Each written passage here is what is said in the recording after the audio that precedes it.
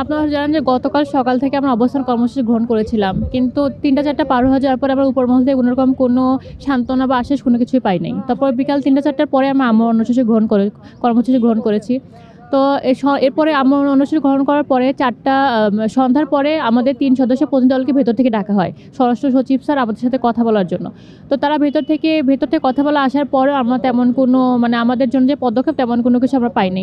Sir শুধু বলেছে যে, "তোমরা অপেক্ষা করো, আমরা বিষয়টা দেখব।" মানে এভাবে বলে তাদেরকে পাঠায় দেওয়া হয়েছে। কিন্তু আমাদের চোখে দৃশ্যমান কোনো পদক্ষেপ আমরা দেখি নাই।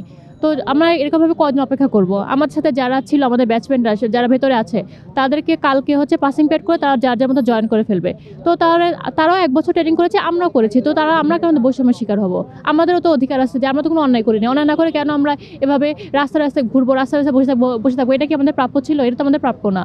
তো যতক্ষণ পর্যন্ত আমাদের দাবি না মেনে নেওয়া হয়, আমরা এভাবে কর্মসূচি চালিয়ে যেতে থাকবো।